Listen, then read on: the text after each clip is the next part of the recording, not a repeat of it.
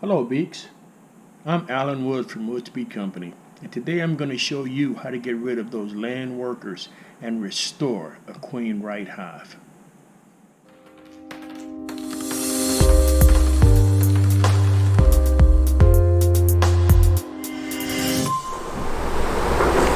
So one of the problems that we faced is when catching swarms is you got to always make sure that you catch the queen.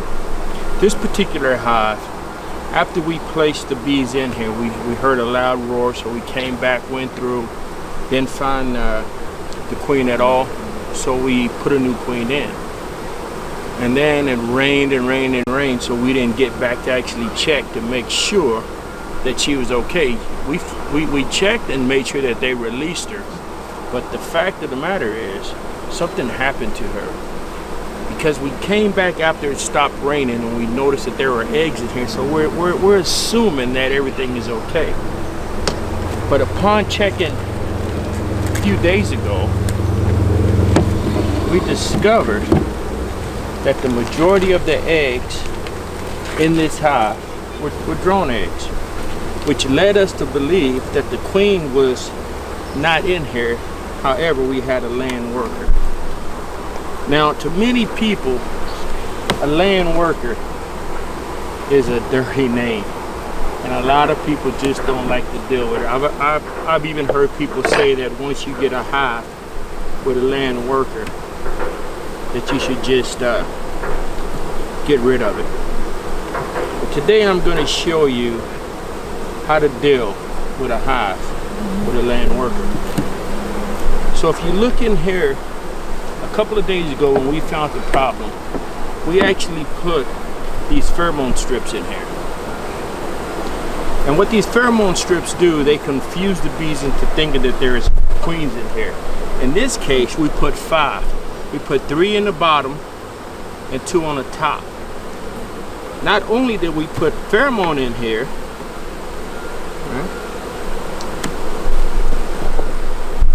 but we also put a frame of eggs. Now, as you can see, this is the reason why we believe that they're land workers. And it's not just like this on top, but it's like this all the way through the entire hive.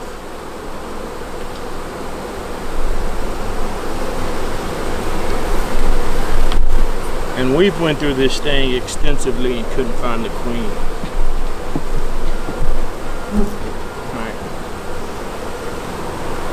So after these pheromone strips have been in the hive of a land worker for about, I would say 2 to 3 days, you want to come back out, right? And normally I'll put them right over the hive that has the eggs and the larvae. Right? This wasn't it. But I think I'm going to use this frame since it was right under the pheromones. So I'm going to set this frame aside.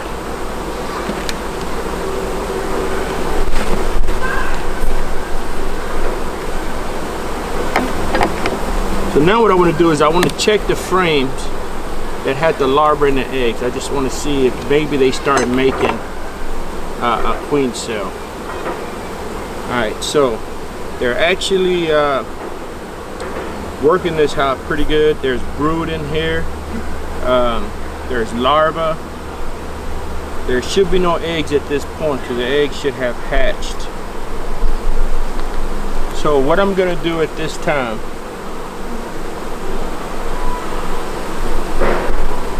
this is probably the only viable frame in here that we can actually count on. So I'm not going to use this one. I'm going to use this one. So I'm going to take a mated queen. Normally they tell you to use a virgin queen, but I'm telling you, once you put these strips in here for a while, the bees won't know the difference.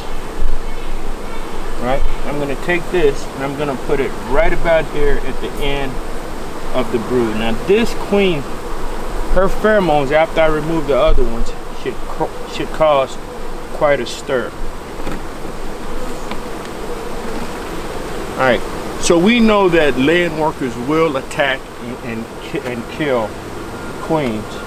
What I'm gonna do is I'm gonna try to keep as many as the bees as I can in here to see if they will release her. Or shall I say, to get her to release her.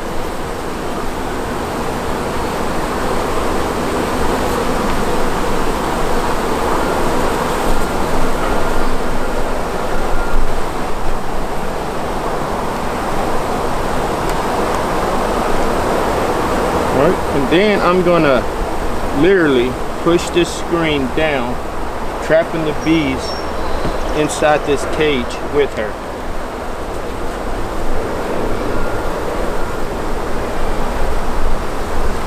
Now the reason I'm doing this is once they release her out of here, she's still safe if there are any more land workers running around here.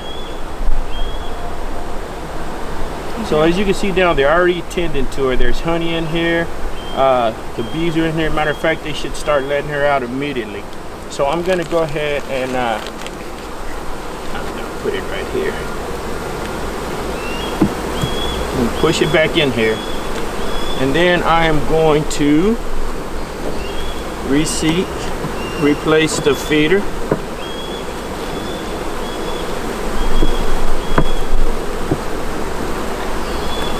I'm gonna move this hive so I can remove the rest of the strips that I placed in here the other day.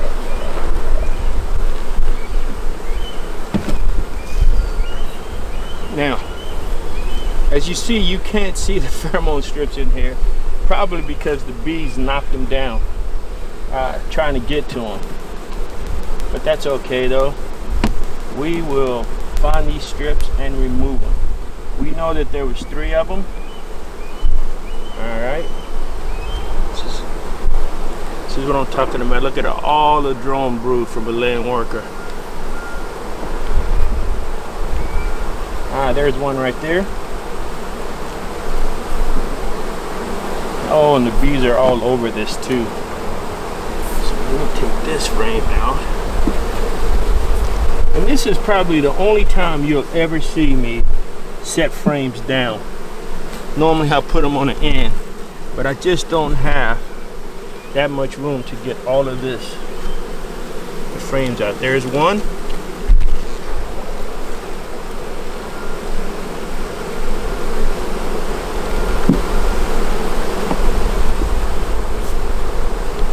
There's 2.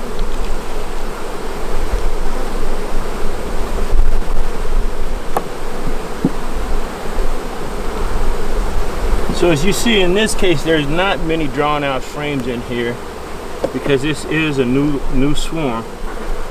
And again, you can see the brood, the drone brood from the land workers. There we are, and there is the last strip. Wow, there are a lot of bees around this strip. I might have to fight them to get it out. Wow. Alright. Now once you do that, you go ahead on and reposition the frames just as you took them out. Wow, look at this one. You think that's not going to be a lot of drones? Now to remind you, right? Drones occur whenever the queen lays eggs that are unfertile, which means that since each worker is a female, they too can lay eggs. However, because they were never mated, every one of their eggs would be unfertile. So all they can lay is drones. So if you have a land worker in here, after a while this whole hive would be decimated because there is no way to keep it productive.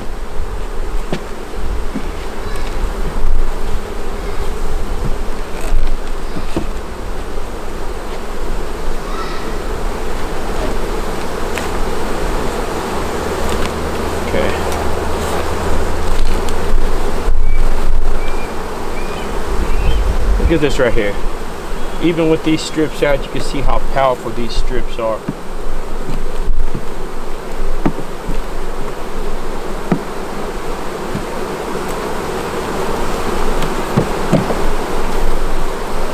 Alright, now at this point I'll put my cover back on.